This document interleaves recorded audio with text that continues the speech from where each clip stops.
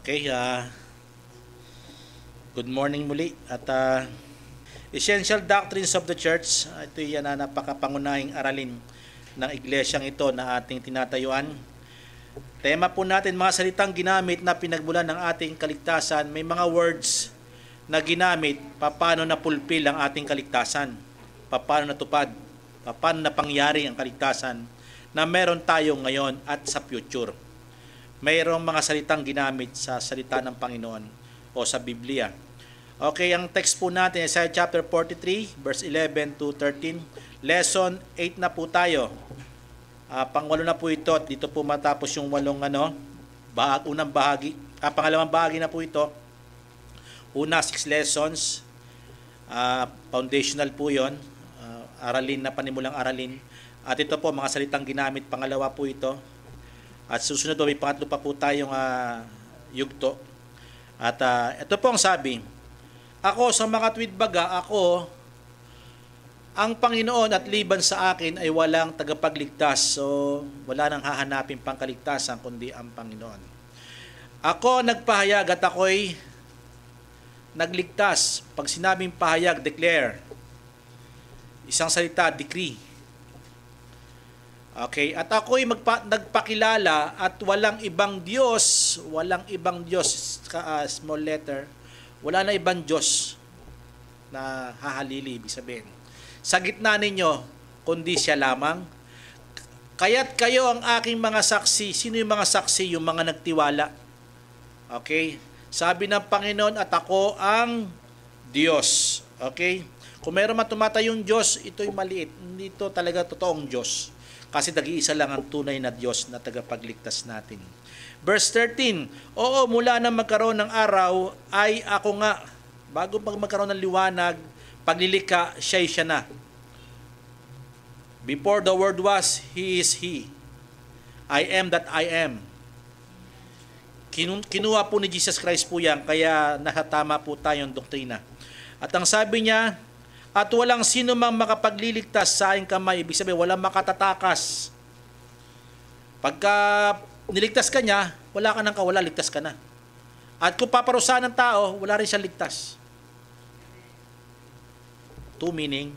At ang sabi niya rito, ako'y gagawa at sinong pipigil. Pag ang Diyos ang kumilos, may makapipigil? Wala pong makapipigil. Ito po'y mag-stand, ito po ay tatayo, ito po ay mangyayari.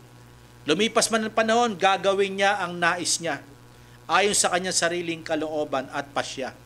So, hindi na po natin babasahin yung English version. Lessons 8 po tayo. Ang ating pag-aaral na topic po natin ay cold. Tinawag. Pag sinabing cold, sa Griego po, ito po'y keleo. Sabihin niyo po, keleo. Klesis means to officially summon o pinatawag o tinawag. Kaya pag dito minsan yung summon na sa korte, minsan pag NBA po pwedeng i-neglect, di ba? Po pwedeng pabayaan, pero wag ka lang. At ikaw ihahabulin talaga, di po ba? Pero sa Kristiyano, wala kang magagawa kundi sumunod sa patawag. Sabi niyo po, walang magagawa. Kasi sabi sa may text po natin, ang Diyos ay gagawa, sinong pipigil? Kung pinatawag ka, hindi ka mag-response kasi siya maglalagay sa iyo ng kapangyarihan para sumunod ka. Para mapasunod ka niya dahil sa kapangyarihang meron siyang taglay. So yan po yung officially summon, talagang wala tayo ligtas. Pagka tinawag tayo, naandong ka. Hindi pa pwedeng pahindian. Can I hear amen? At ito pong topic text natin na kukunin patungkol po kasi ang main text po natin ay yung Isaiah 43 verse 11 to 13. Pero ang ating text po sa cold na sa ating pag-aaral ngayon ay naandyan pa rin po pala sa 43. Pero ibababa natin. Tingnan po natin sa panimulang verses, verse 7 at talon po natin sa 9. At tingnan nyo pong mabuti kung gaano ito kaganda at kahalaga sa atin. Bawat tinawag sa aking pangalan, sabi niyo po sa pangalan ng Panginoon yan, Bawat tinawag. Ibig sabihin, merong mga tinawag. Meron siyang tinawag sa kanyang pangalan. Hindi siya tatawag na walang katuturan. Hello? Kaya ang response, yung summon, siguradong magre-response ang tatawagin. Kasi sa mga sumunod na verses dyan, sa verse 11 to 13, walang makapipigil pag siya ang tumawag. Kaya ito'y connected doon sa main text po natin. Bawat tinawag sa akin pangalan ay yaon aking nilikha. So, napag-aralan natin nakaraan na ang Panginoon, ang nagtanim siya, di ba, ng binhi. Galing sa Kanya. At meron yung kaaway, tinanim din, di ba?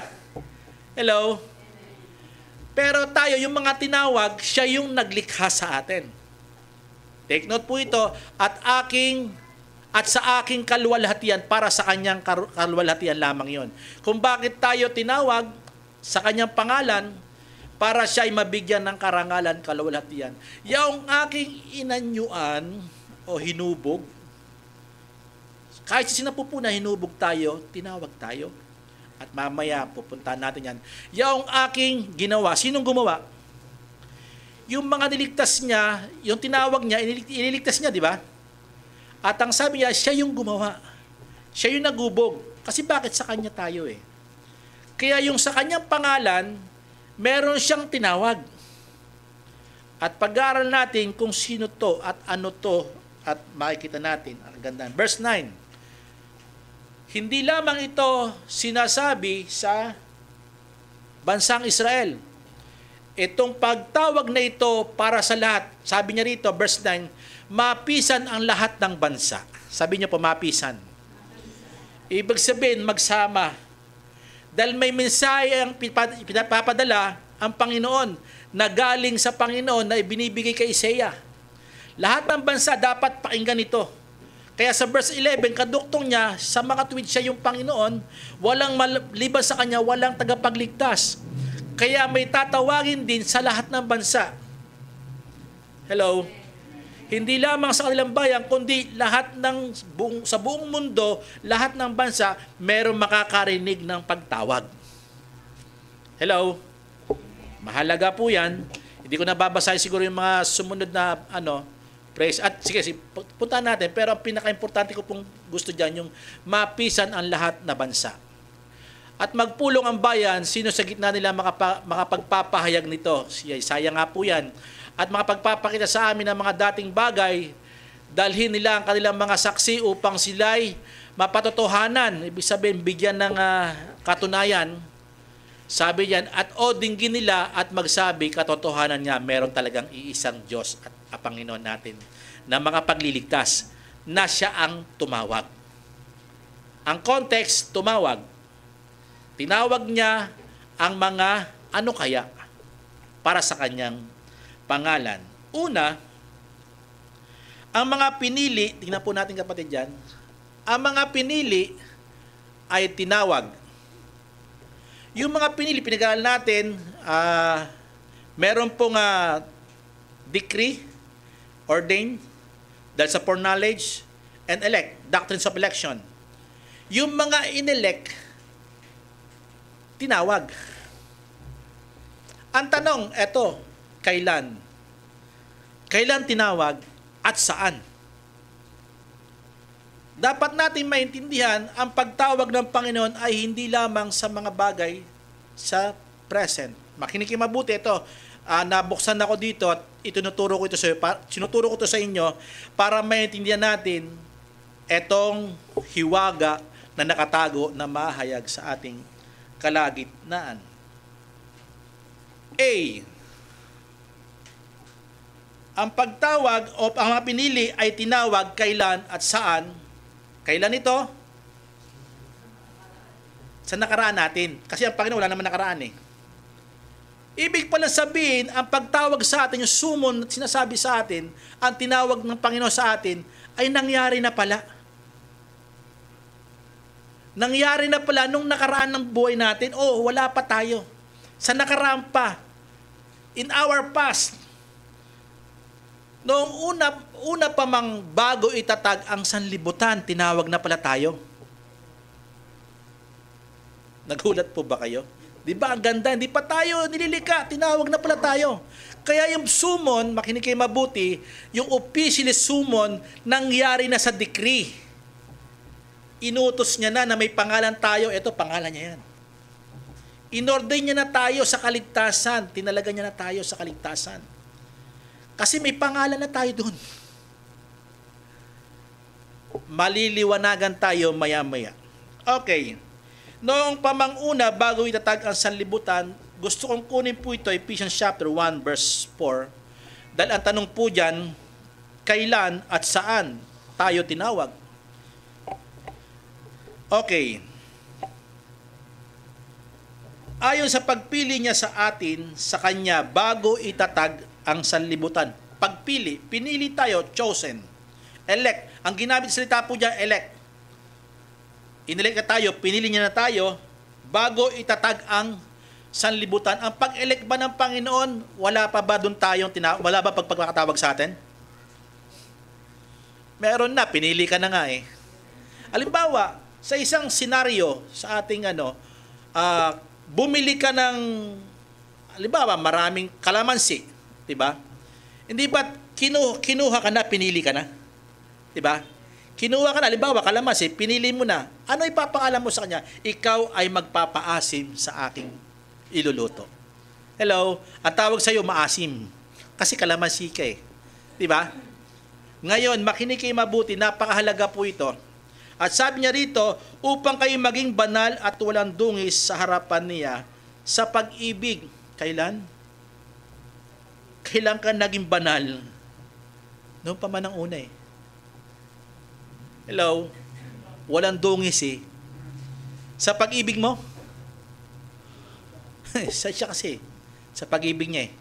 Kaya buhat pa man nung una, pinili ka na. At dito, ipapakita natin, yung pagpili sa atin ay tinawag na yung ating pangalan, mga pangalan natin. Yung paglista sa aklat ng buhay, naandun na, may pangalan na tayo. Kaya bago itatag sa libutan, meron ng summon, meron ng decree, meron ng ordain, papunta tayo doon, di pa tayo sinisilang. Antimano, settled na lahat. Ayos na lahat. Kaya pagtawag sa atin ay noong pamanguna, tinawag na tayo. At ngayon, process eh. Hello? May nangyari sa present na papag-aralan mamaya. Okay, in Revelation chapter 13, verse 8, at ang lahat na nanaan sa lupa ay nagsisamba sa Kanya na ang kani-kaniyang pangalan ay hindi nakasulat sa aklat ng buhay. Ang sasamba sa hayop, sa halimaw, ay yung hindi nakasulat sa aklat ng buhay. Pero yung mga hindi sasamba sa Kanya ay ang mga iligtas ng Panginoon. O, basahin natin. Yung nakalista sa aklat ng buhay ng kordero na pinatay buhat ng itatag ang sanlibutan. Buhat na itatag ang sanlibutan, kanina, bago itatag ang sanlibutan, at ngayon, pinatay buhat ng itatag ang sanlibutan. May nangyari na pala. Redemption. Hello? Di ba redemption nangyari na buhat pa ng pasimula? Pero 2,000 years pa lang nangyari, literally. Di ba? Kasi ang Diyos natin ay very present. Lagi siyang present. Wala siyang nakaraan, wala siyang future, kundi laging present, isang tingin lang lahat. At ito pinapakita, yung nakasulat sa aklat ng buhay ng kordero ay may pangalan nakasulat. Hello? Hindi pa namamatay si Jesus Christ, hindi pa nagkakasala si Adan, meron na pala tayong pangalan. Take note, bakit pinalayas yung si Adan sa lugar? Kasi dapat doon lumabas lahat ng lahi na nakapangalan sa aklat ng buhay, di ba? Hello, i-catch up nyo po ito. Sana intindihin nyo po ito para hindi tayo magkamali. Yun sana, doon lahat. Pero kailangan magkasala ang tao dahil may redemption. At pagbabalik ng paraisong iyon na sinasabi sa Revelation chapter 22, yun na po yun.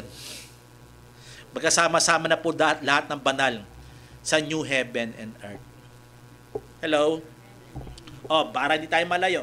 In Revelation chapter 21, verse 27, at hindi papasok doon, ito po sinasabi ko, at hindi papasok doon, sa 21 and 22 po, may sinabi po yon, doon ang anumang paraan, anumang bagay na karumal-dumal o siyang gumagawa ng kasuklam-suklam at ng kasinungalingan, di makakapunta ron sa lugar na iyon. Kundi yaon lamang na ang mga nakasulat sa aklat ng buhay ng kordero. Paano masasabi na meron nakalista doon? Kailangan may pangalan. Paano tatawagin ang pangalan mo? Kung hindi nakalista doon sa aklat ng buhay, haharap tayo sa hukuman ng Panginoon. Papapasukin niya tayo doon sa templong sinasabi rito sa 21. Paano tayo papasok doon kung hindi nakalista yung pangalan mo, tatawagin ang pangalan mo, o ikaw, pumasok ka rito na si ano. Hindi po pwede rito yung hindi kilala. Hello? Ang hindi kilala rito, yung binanggit po dyan, mga sinungaling, diba, gumagawa ng kasuklam-suklam, diba? Pero yung mga merong sinasabit patunay na merong nakasulat na ang mga pangalan sa aklat ng buhay ng kordero. Yun lamang po. And Luke chapter 10 verse 20, marami pong verses. Gayon may, huwag ninyong ikagalak ito. Nagpalaya silang demonyo, yung mga alagad na ang mga espiritu ay nagsisuko sa inyo, kundi iyong ikagalak na nangasulat ang inyong pangalan sa langit. Ibig sabihin, may pagtawag na pala ang Panginoon buhat pa man nung una na nakalista. Katunayan lamang po yung mga espiritong sumusuko sa mga Kristiyano o mga followers ni Jesus Christ, na yun lamang po yung yung parang nangyayari na parang natural na lang.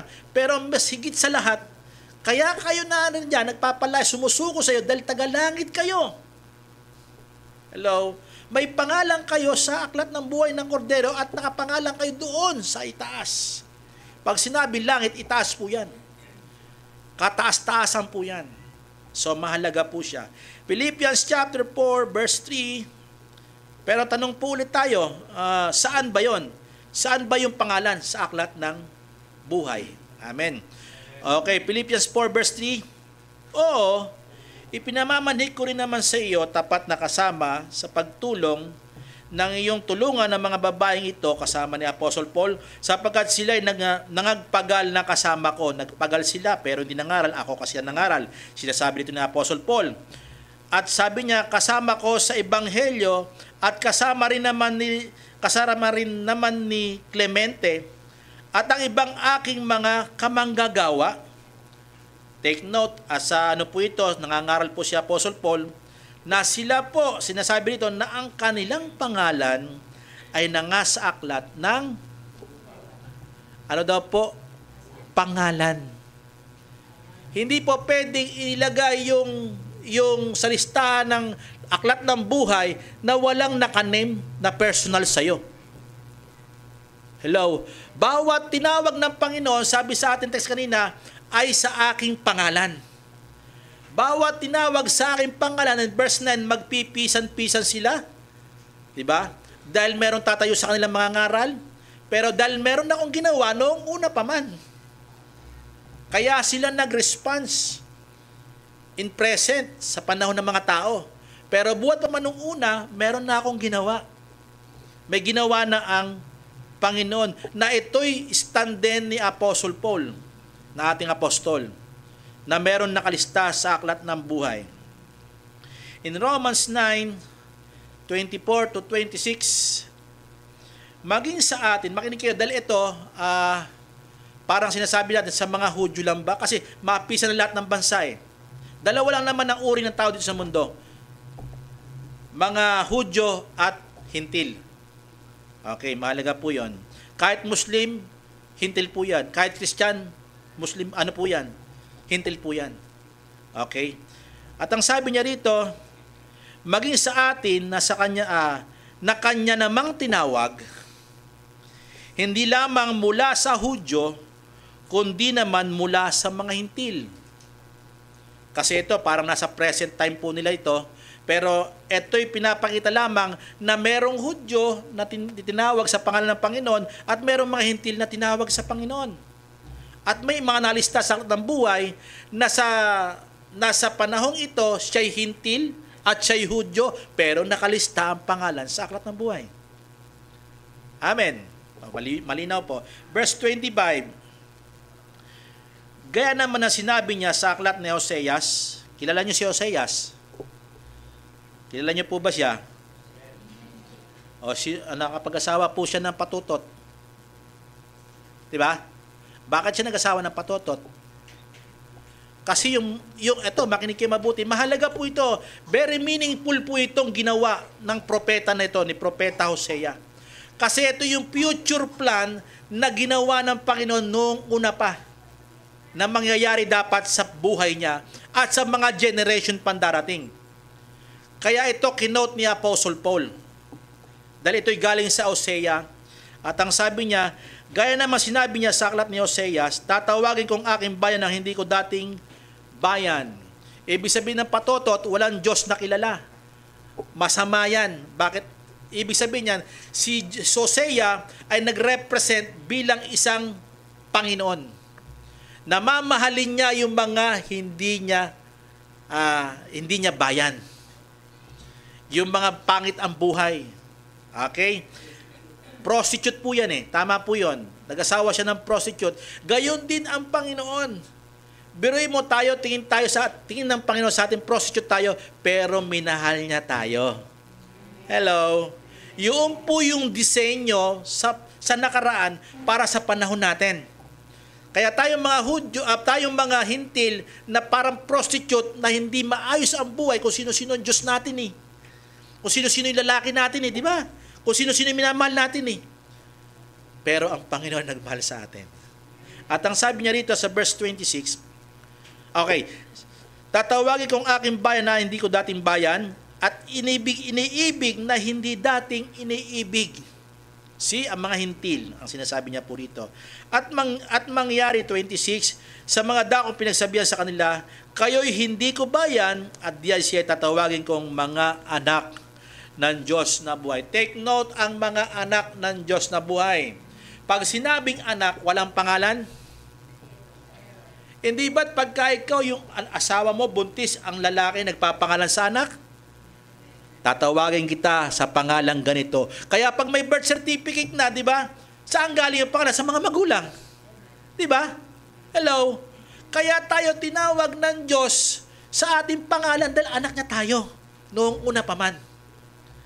Ang sinasabi dun sa Romans, inadapt tayo, ibig sabihin yung katawan natin, nalagyan ng Espiritu. Hello? Adoption yun. Spirit of adoption, natatawag tayo ng Abba Father, Abba Father. Pero buhat pa man noong una, anak niya tayo, nakapangalan na tayo sa aklat ng buhay. Ito yung mga anak ko, ito yung tutubusin mo, sinisinta kong anak. Hello?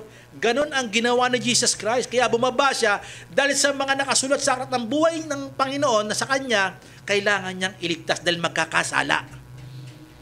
Hindi pa man nagkakasala, magkakasala yan kasi bakit? Minana kay Adan eh. Di ba? Pero ang katibayan, anak na tayo ng Diyos buhat pa man noong una. Ang adoption lang nangyari yung Holy Spirit. Pero yung una pa lang, meron na tayong relasyon sa Ama na tayo may pangalan na. So, maliwanag po yun. At take note, ito ay hindi nagbabago. Sabi niyo po, hindi nagbabago. Nakalagay po ba dyan? Ang katawagan niya sa atin o yung pagpili niya sa atin, yung pangalan natin, hindi nagbabago. Tinawag sa atin ganun, pangalan natin, tatanggalin ko yan, pangit pala ang pangalan niya. Hindi, ang Diyos hindi mali-mali. Mali-mali. Kung ano tinawag niya sa ating pangalan, hindi niya naalisin yun. Hindi na pala ilalagay yan dyan. Hindi po ganun. Ito ay hindi nagbabago. Tingnan po natin ang patunay sa salita ng Panginoon at liwanag nito. In Romans chapter 11 verse 29, ito'y patunay, sapagkat ang kaloob, ito'y kaloob, makinig kayo mabuti, minsan, ito napakababaw ng tingin natin sa kaloob. Akala ito'y kaloob na gifts na paglilingkod. Alam niyo po ba yung kaloob na magkaroon tayo ng pangalan, ay yun ang dapat nating ipagpasalamat sa Panginoon. At ang sabi niya rito, sapagkat ang mga kaloob at ang pagtawag, sabi niyo po pagtawag, kung tinawag tayo ng Panginoon, buwan pa manuuna yung ating pangalan, Magbabago? Tingnan po natin. Ng Diyos ay hindi nagbabago.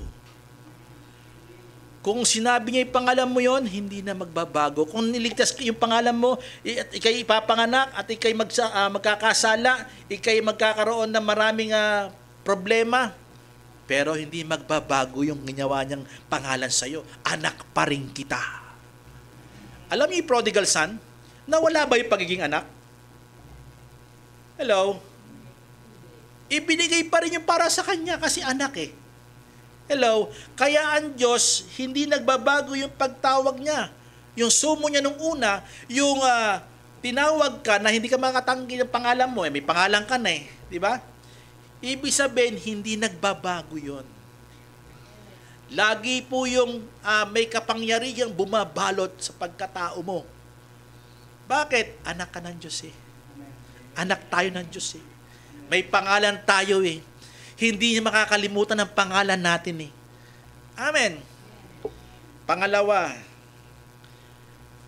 ang mga pinili ay tinawag kailan saan? Kailan noong una pa nakaraan?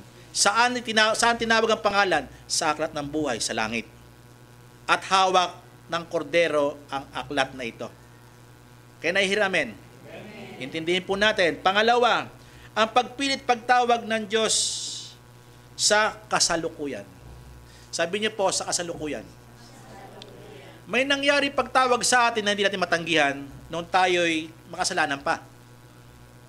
Hello? Hindi ba't nagising tayo, namuhay tayo sa maling pamumuhay, marami tayong minanang kasalanan, gaya-gaya, marami tayong ginaya. Pero alam niyo po ba, basahin natin, ang mga nakatala sa ang pangalan sa aklat ng buhay ay siya lamang makikinig at dirinig sa salita o aral ng Panginoon. Ano po ibig sabihin dito? Si Pastor may sinabi po kanina, may general calling, sabi ni Pastor. Pero, ang pagtawag ng Panginoon sa sumon, ang magre-response lamang ay sino? Elect. Kaya sa unang sinabi rito, ang mga pinili ay tinawag, noong nakaraan sinabi na yung pangalan, at sa kasulukuyan, magre-response sila kahit sila'y bulok ang buhay. Kahit sila'y pasaway. Kahit sila'y parang lagi sinasabi ni Pastor Pusakal, magre-response at magre-response yan sa tamang panahon na nais ng Panginoon tinakda niya. Amen. At ito po yung isang salita, hindi ko na pupuntahan yung general calling. Ang pupuntahan ko po yung effectual calling. Kasi ang tunay lang na makikinig sa salita ng Panginoon, yung epektibong pagtawag ng Panginoon sa mga pinili lang yon. Kasi bakit? Anak ka eh. May relasyon ka sa Kanya eh. May pangalan ka sa Kanya, hawak-hawak niya eh. Kaya nga ang fulfillment ng pagliligtas ng Panginoon tapos na. Kaya nang tinawag ka ng Panginoon, para bagang may nangyari na talaga nung una pa sa'yo. Parang at home ka. Doon sa buhay na walang hanggan. Why? Ramdam mo eh. 'Di ba? Parang yung kagalakan mong lubos parang hindi maipahayag. At ang kapayapaang meron ka. Tingnan po natin, ang mga nakatala, ang pangalan sa aklat ng buhay ang siya lamang makikinig, dirinig sa salita o aral ng Panginoon. Effectual calling po ito na sinasabi po natin, o yung epektibong pagtawag ng Diyos sa panahon natin ngayon, sa present. In John chapter 10 verse 3 and 16, bigyan niyo po ako ng kahit mga 6-7 minutes na lang po ito. Okay? Para may po tayo, may time pa po tayo. Puputulin ko po ito. John chapter 10, 3, tapos talong po tayo sa 16. Gusto ko po kasi isama po tayo dito at ilagay po yung mga Hudyo. Kasi dalawa po ang tao po rito. Yung pag-iipon ng Panginoon ng lahat ng bansa na nilagay po natin sa text po natin. Okay. Binubuksan siya ng bantay pinto at dinirinig ng mga tupa ang kanyang tinig. Sino po yung binubuksan ng pinto? Si Jesus Christ, at tinutukoy niya rito. Ang sabi niya Jesus Christ dito, ako ang mabuting pastol. At sabi niya, binubuksan ako ng bantay pinto. Dahil may kawan eh. At ang sabi niya, dinirinig ng mga kawan o ng mga tupa ang tinig ko. Sino makikinig? Yung tupa. Sino makikinig? Yung mga anak ng Diyos noong una pa. Sino makikinig? Yung mga nakapangalan sa aklat ng buhay noong una pa. Sino yung magre-response? Kaya epektibo ito dahil anak talaga sila. Narinig niya yung tinig. Bakit? Ang ama ko ang nagsasalita. Kahit na si Jesus Christ lang ang nagsasalita. Yung ama ko ay narinig niya. Narinig ko siya. Parang pararamdam mo yung relationship. Hindi mo pa na-experience dahil nabuhay ka sa kasamaan eh. Pero nung napakinggan mo, nagre-response. Epektibong pagtawag. At ang tanong, kaninong tinig? Ang Panginoon. Yung ginawa niya sa krus, tumaalingaw-ngaw po yung tinig na yon. Hello, sa bawat Kristiyano. Kaya epektibo, ramdam mo na merong namatay para sa iyo. Meron talagang totoong pastol. Hello. Experientially inside your spiritual, may nangyari. Amen. At ang sabi niya, at tinatawag ang kaniyang ano po? Basahin nga po natin. At tinatawag ang kanyang sariling mga tupa. May pangalan po tayo sa aklat ng buhay Kaya tayo tinatawag, kaya epektibo ito dahil nakapangalan ka sa aklat ng buhay. Ngayon, tinatawagin ka na personal sa katauhan mong makasalanan. Sa present time natin, tinatawag tayo na tayo, kaya minsan, ang salita ng Panginoon, kinikiliti tayo minsan, di ba? Minsan nasasaktan tayo, di ba? Kasi tinatawag yung ating atensyon. Hello? Minsan, parang yung teaching ni pastor, parang may tama ako doon na parang yung attention natin ma-focus kay Jesus Christ. Hello? Kasi bakit? Naririnig mo yung tinig niya. Mali yan mali yan. Di ba? Sometimes ganun, di ba? Sometimes naman yung spirit natin lumalakas ng lumalakas. Nadadagdagan pa. Sometimes naman pagtutuwid. Di ba? Ang maganda rito, napapainggan natin yung tinig niya. Bakit? Tinatawag niyo yung pangalan natin, hindi sinasabi sa atin ng Panginoon, hoy, umayos ka. Hindi, tatawagin ka sa pangalan mo bilang respeto. Can I hear amen? Napakagalang ng Panginoon. Mahal na mahal tayo ng Panginoon.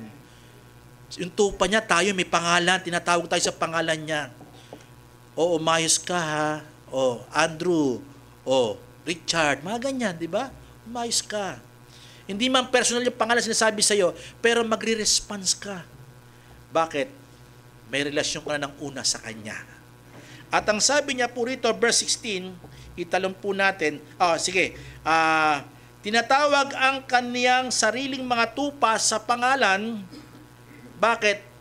Hawak ng kordero ang listahan ng aklat ng buhay at alam niya ang tupang naroroon. At yung wala ron, hindi niya tatawagin. Hindi niya pepersonalin. Hello? Para iparinig yung tinig niya.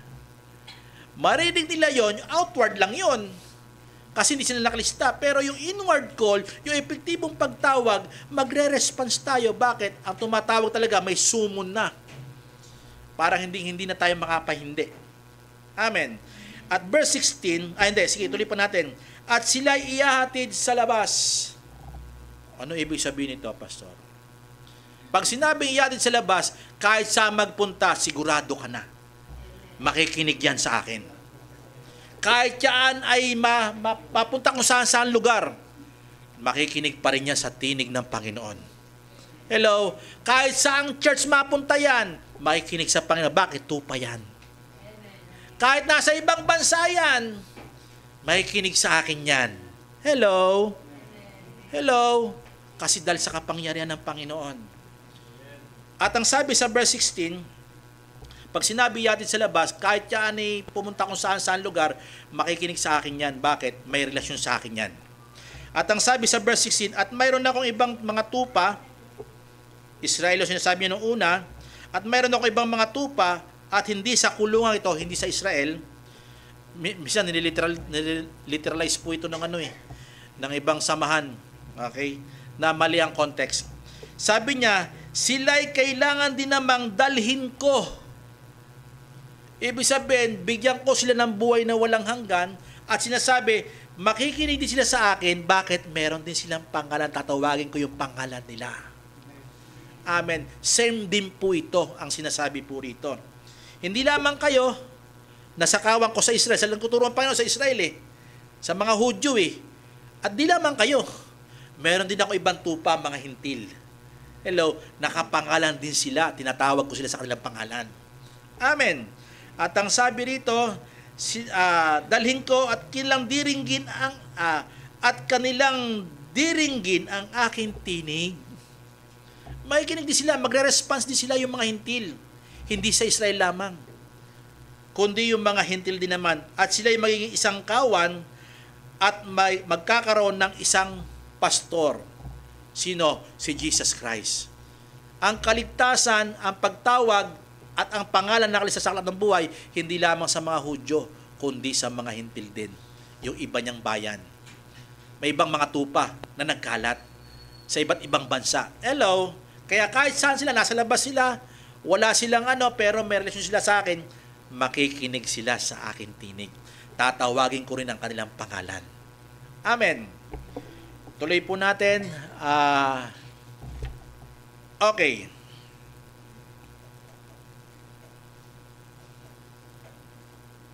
In John chapter 6, verse 63, last verse po, tapos na po ako.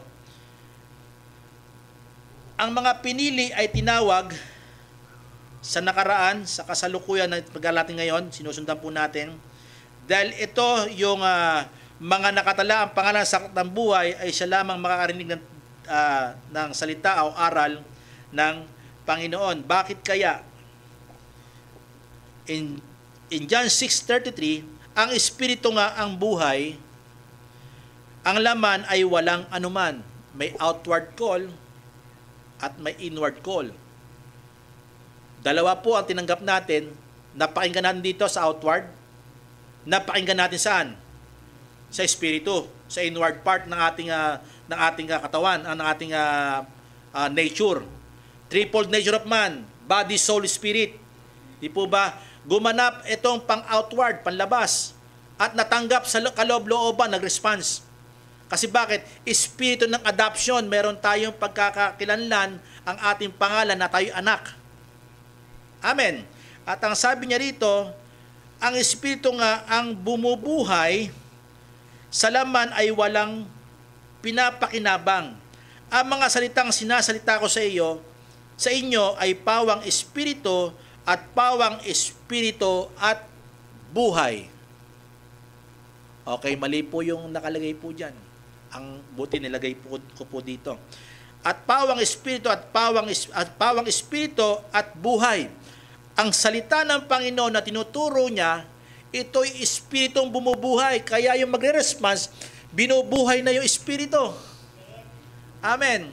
Kaya ang tinig ng Panginoon, mapapakinggan mo, tawagin ng pangalan mo, tinatawag ang pangalan mo para sumunod sa Kanya.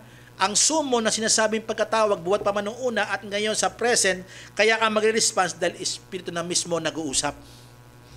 Yung spirit of sonship at espiritu ng Ama. Sa pamamagitan ni Jesus Christ, nagko-connect na. Amen. Kaya ano po mangyayari?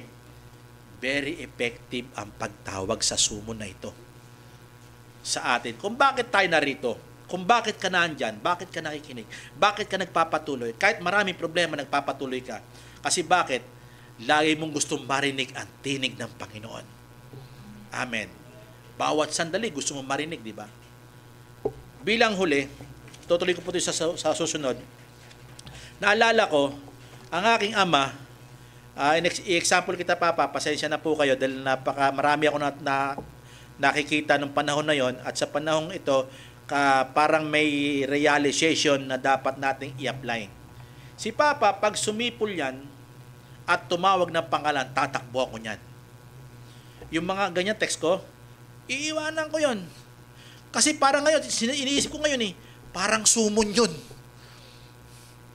Epektibong pagtawag yun. Sumipol pa lang, tumawag ng pangalan.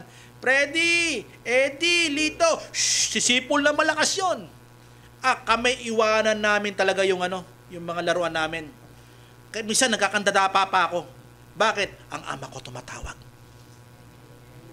Same ang Panginoon. Pag tumawag, hindi mo matatanggihan. Amen. Minsan nga, sipol pa lang, wala pa yung pangalan, takbo na kami. Kasi alam namin kung anong tinig ang sipol na yun, kung kanino galing. Kasi iba ang sipol ng kapitbahay. Iba ang sipol ng mga barkada. Pero alam na alam namin, kabisado namin ang sipol ng magulang namin. Kuya Fred, di ba? Alam mo yan. Alam na alam namin yan. How much more ang spiritual sa Panginoon. Hindi tayo makatanggi sa pagtawag ng Panginoon. Kaya purihin ng Panginoon, susunod ko po sa susunod dito. Tutuloy po natin. To God be all the glory.